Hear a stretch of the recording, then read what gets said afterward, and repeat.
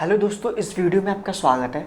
तो इससे पहले वाले वीडियो में हम इलेक्ट्रिक पोटेंशियल किसी भी डाइपोल के एक्सियल पॉइंट पे या इक्वेटोरियल पॉइंट पे या जनरल पॉइंट पे डिस्कस किए थे। लेकिन इस वीडियो में हम इलेक्ट्रिक पोटेंशियल निकालेंगे। ठीक है, इलेक्ट्रिक पोटेंशियल निकालेंगे किसी स्फेरिकल, अगर कोई स्फेरिकल सेल है उस पर यूनिफॉर्मली चार्ज डिस्ट्रीब्यूटेड है तो इसमें 3 केसेस बनेंगे, वो भी करके हम डिस्कस करेंगे। ठीक है, तो वीडियो शुरू करते हैं।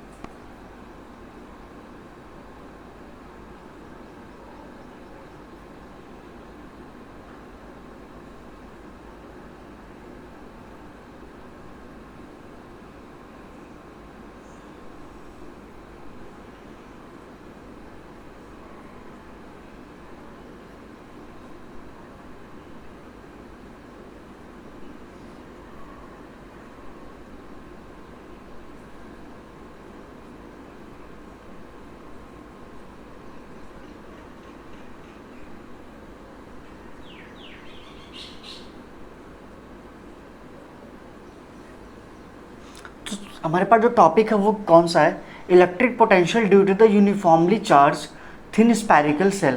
ठीक है, तो इसमें 3 केस आता है। अगर पी पॉइंट कोई है, अगर हम कोई पी पॉइंट अगर स्फेरिकल सेल के बाहर लेते हैं तो उसके लॉन्ग इलेक्ट्रिक फील्ड क्या आएगी। अगर पॉइंट पे उसके सरफेस पे लेते हैं तो इलेक्ट्रिक पोटेंशियल कितना आएगी। अगर पॉइंट पी अगर सर्कल अगर कोई स्पेयर के अंदर लाई करे तो उसके लॉन्ग उस पॉइंट के अलॉन्ग इलेक्ट्रिक पोटेंशियल की वैल्यू कितनी आएगी। वैसे एक एक केस करके हम डिस्कस कर लेते हैं। ठीक है, तो इसमें केस फर्स्ट डालेंगे। Case first, when point P lies outside the spherical shell.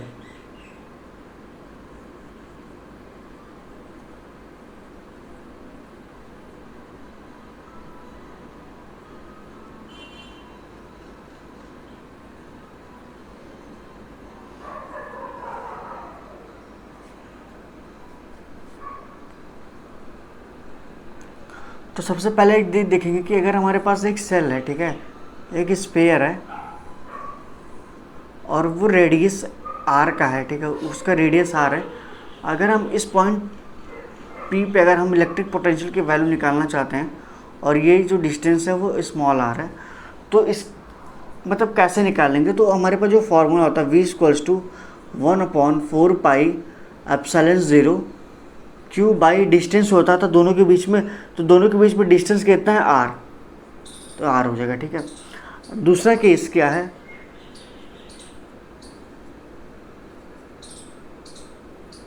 When point P lies on the surface of spherical shell.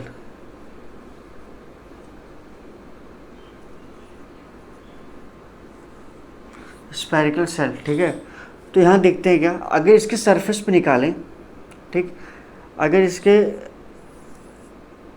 Surface पे निकालना चाहते हैं तो रेडियस ये क्या है, आर है।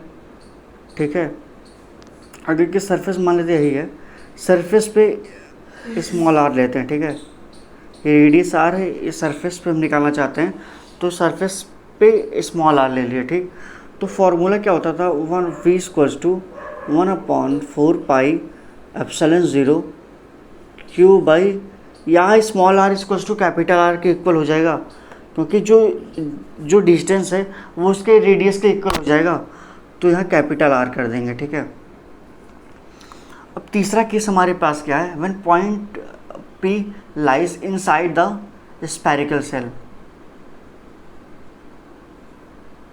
इनसाइड द स्फेरिकल सेल, तो पॉइंट P मान लेते हैं यहाँ लाई कर रहे हैं। ठीक है,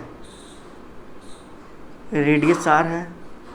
ठीक, अब हम अगर इलेक्ट्रिक पोटेंशियल की वैल्यू निकालें तो किसी भी स्फेरिकल सेल के अंदर जो होता है इलेक्ट्रिक पोटेंशियल की वैल्यू कांस्टेंट होती है। जितना उसके सरफेस पे इलेक्ट्रिक पोटेंशियल की वैल्यू होगी उतना ही उसके अंदर भी इलेक्ट्रिक पोटेंशियल की वैल्यू होगी। मींस कोई भी स्फेरिकल सेल है, ठीक है, उसके सेंटर पे भी इतना ही इलेक्ट्रिक पोटेंशियल की वैल्यू होगी जितना ही उसके सरफेस पे होगा, ठीक है।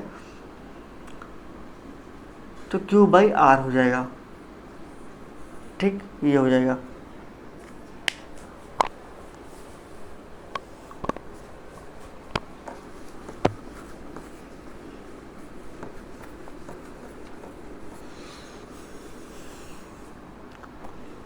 अब जो हमारे पास टॉपिक आता है वो आता है relation between electric field and electric potential, ठीक है।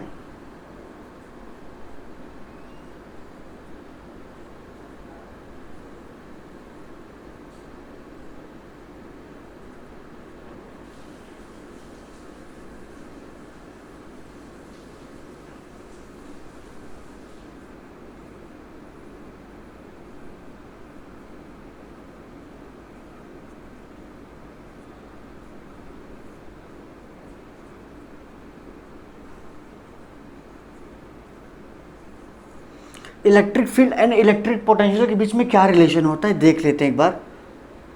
हमारे पास कोई चार्ज है Q है, ठीक है,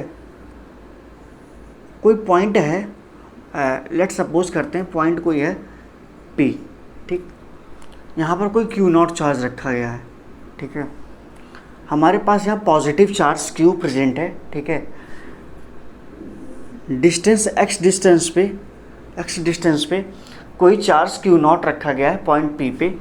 तो अगर ये पॉजिटिव होगा और ये भी पॉजिटिव होगा तो इलेक्ट्रिक फील्ड की डायरेक्शन आउटवर्ड होगी, मतलब रिपल्सिव लगेगी, बाहर की साइड लगेगी। अब क्या करते हैं, इसको हम, इस चार्ज को हम इस इलेक्ट्रिक फील्ड के अगेंस्ट मूव करवाएं इधर, मीन्स इधर हम फोर्स लगा रहे हैं क्योंकि इलेक्ट्रिक फील्ड डायरेक्शन दूसरी साइड है, हम फोर्स दूसरी साइड लगा रहे हैं, मतलब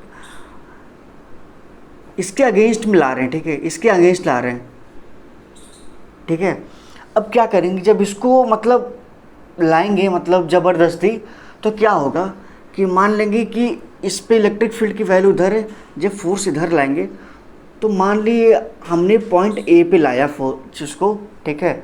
अब Q0 चार्ज को पॉइंट ए पे लाया तो दोनों के बीच में जो डिस्टेंस कितनी है, dx मान लेते हैं, ठीक है। पॉइंट P से हम फोर्स लगा के किसी चार्ज को ला रहे हैं, मान लेते हैं चार्ज ए पे लाए, ठीक है। Q0 चार्ज को फोर्स लगा के चार्ज पॉइंट ए पे लाए, तो पहले पे अगर पोटेंशियल निकालना चाहें पॉइंट P पे, तो मान लेते हैं पोटेंशियल इस पे V है, ठीक है। तो पॉइंट ए पे पोटेंशियल कितनी होगी, पॉइंट ए पे पोटेंशियल जो होगी पहले V तो होगी प्लस dV। अब मैं समझाता हूँ dV कैसे आया, ठीक है। जब चार्ज मतलब जो चार्ज है उसमें फोर्स लगा के ला रहे हैं, पहले तो V है और पॉइंट ए पे V प्लस dV कैसे हो जा रहा है, तो यहाँ चीज़ देखेंगे कि जो डिस्टेंस है वो थोड़ा सा कम हो रहा है, ठीक है। जब डिस्टेंस थोड़ा सा कम होगा तो पोटेंशियल थोड़ी सी बढ़ जाएगी, ठीक है, क्योंकि जो पोटेंशियल होता है वो जो पोटेंशियल होता है V equals to inversely proportional होता है डिस्टेंस के, ठीक है, डिस्टेंस के इन्वर्सली प्रोपोर्शनल होता है। तो जब डिस्टेंस कम होगा थोड़ा सा तो पोटेंशियल क्या होगा, थोड़ा सा बढ़ जाएगा, तो इसलिए इसको V प्लस dV से रिप्रेजेंट कर रहे हैं, ठीक है। अब यहाँ एक चीज़ देखेंगे, हमारे पास वो कौन सा रिलेशन होता है इलेक्ट्रोस्टैटिक्स वाला, और इलेक्ट्रिक फील्ड और फोर्स और इलेक्ट्रिक फील्ड के बीच में relation F equals to F upon Q0। तो अगर यहाँ से F कैलकुलेट करें, F equals to Q0 E हो जाएगा, ठीक है। ये देखते हैं, अगर यहाँ हम मान लेते कितना फोर्स लगा, तो फोर्स अगर देखें तो F इक्वल्स टू QE। अब देखो यहाँ इसके बीच में कॉस डिग्री बनेगी क्योंकि इलेक्ट्रिक फील्ड की डायरेक्शन दूसरी साइड है और डिस्प्लेसमेंट हो रहा है दूसरी साइड, तो यहाँ कॉस 180 डिग्री बनेगा। F equals to minus QE। अब हम मान लेते जब यहाँ से इस चार्ज को पॉइंट P से A तक लाएंगे तो हमें वर्क डन तो करना पड़ेगा, क्योंकि बिना वर्क डन के हम किसी चार्ज Q को पॉइंट P से A पे ला नहीं सकते हैं। तो मान लेते हैं हम जो वर्क डन करेंगे W equals to F dot dx, क्योंकि डिस्प्लेसमेंट कितना हो रहा है dx डिस्टेंस, ठीक है, dx लेंथ हो रहा है। तो यहाँ पर अगर करेंगे तो W इक्वल्स टू F की वैल्यू क्या है, माइनस ये Q0, ठीक है, Q0 ए इंटू डी एक्स। अब एक चीज़ की देखेंगे कि एक हमारे पास रिलेशन होता है potential equals to work done upon Q charge. तो अगर हम वर्क डन कैलकुलेट करें तो potential V W equals to V into Q naught होगा। तो यहाँ पोटेंशियल डिफरेंस है, ठीक है, यहाँ पर एक v प्लस डी वी है और v माइनस डी वी है। तो उसका पहले नेट निकालेंगे तो w इक्वल्स टू पहले ज़्यादा में से ही कम को माइनस करेंगे ना, तो v plus D V into Q naught. देखो अगर पहले इस पॉइंट पे होगा, अब इस पॉइंट पे निकालेंगे तो माइनस वी हो जाएगा into D V, sorry D V नहीं रहेगा, यहाँ क्यू नॉट होगा, ठीक। अब v से v कैंसिल, तो w इक्वल्स टू क्या आएगा, D V into Q naught. अब ये इक्वेशन इसको फर्स्ट मानते हैं, इसको इक्वेशन फर्स्ट मानते हैं। फ्रॉम इक्वेशन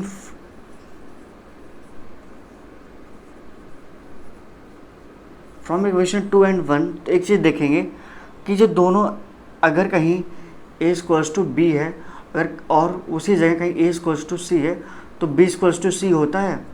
तो वैसे करेंगे, इन दोनों को आपस में इक्वल कर देंगे, तो minus Q naught E into D X equals to D V into Q, ठीक, क्यू नॉट। अब क्यू नॉट से क्यू नॉट कैंसिल, ठीक है। तो इलेक्ट्रिक फील्ड अगर ई यहाँ देखें तो ये माइनस उधर जाएगा, minus D V by D x.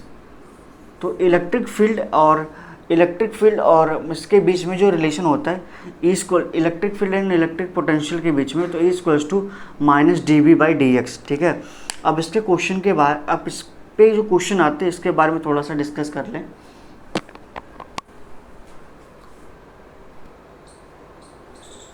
हमारे पास क्वेश्चन ये है कि if the potential in the region of space around the point, इतना ये एक्स के मतलब एक्स के डिस्टेंस है, ठीक है, ये वाई ए जेड -1 और उसके बाद 2 मीटर फिर 3 metre, it is given 10x² + 5y² - 3z²। Calculate the 3 components electric field at the point. तो यहाँ पर एक चीज़ देखते हैं कि जो ये -1 मीटर या 2 मीटर या 3 मीटर है, ठीक है, इसको मान लेते हैं कि ये x से जो डिस्टेंस है -1 मीटर है, y का 2 मीटर एंड z का 3 मीटर, ठीक। इलेक्ट्रिक फील्ड की वैल्यू दी हुई है, इलेक्ट्रिक फील्ड की वैल्यू दी हुई है, तो हमारे पास ये क्या इक्वेशन दी हुई है, ठीक है। Potential in the given region, इतना पोटेंशियल ये दिया हुआ है, ठीक है। v equals to 10x² + 5y² - 3z²। अब हमें इलेक्ट्रिक फील्ड निकालना है, तो electric field at x component की बात करें, एक्स एक्सेस के अलोंग जो इलेक्ट्रिक फील्ड होगा कितना होगा, E equals to minus D V by D X. अब माइनस डी वी क्या मानते हैं 10x², ओके, एक्स कंपोनेंट के अलोंग यही होगा ना, ये तो ज़ीरो हो जाएगा, ठीक। तो इसको इसलिए अभी मतलब इंक्लूड नहीं करेंगे इसमें, अपॉन डी एक्स कितना है डी एक्स। अब जब ये डिफ्रेंशिएट करेंगे तो पावर के पहले आ जाता है, पावर में से एक सब्सट्रैक्ट होता है। जैसे ऐसे ही तो होता है कि अगर x⁴n की अगर डिफ्रेंशिएशन करना है तो n x⁴n-1, यानी ये जो पावर है ये पहले आ जाता है, इसके पावर में से एक सब्सट्रैक्ट कर देते हैं। तो यहाँ वो चीज़ करेंगे तो -2 इंटू 10, ठीक है, इंटू x⁴2 में से 1 सब्ट्रैक्ट करेंगे तो 1 ही होगा, ठीक है।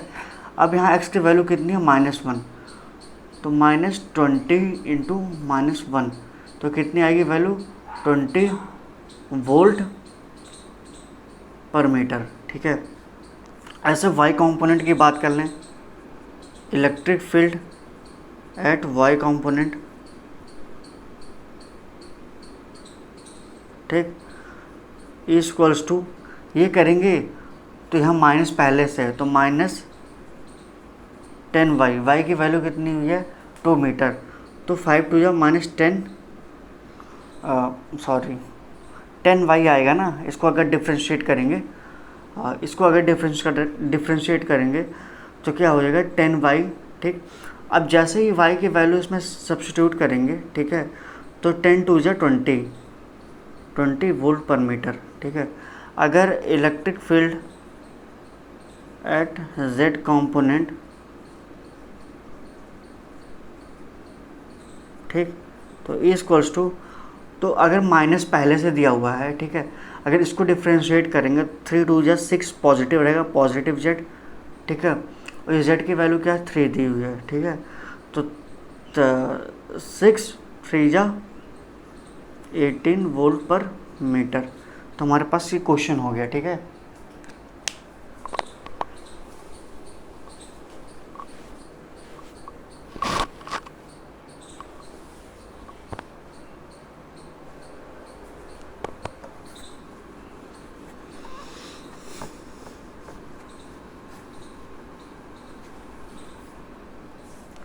अब यहाँ देखते हैं हम इक्विपोटेंशियल सरफेस।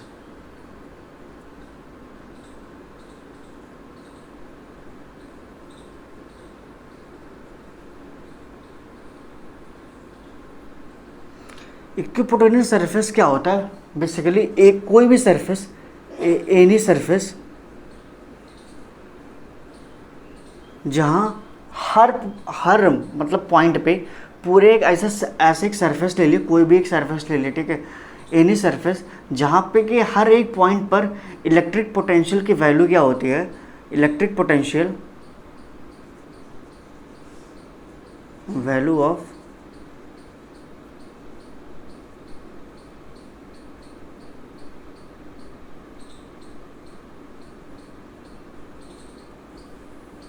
जिसके एवरी पॉइंट पर इलेक्ट्रिक पोटेंशियल की वैल्यू क्या होती है, सेम होती है, ठीक है।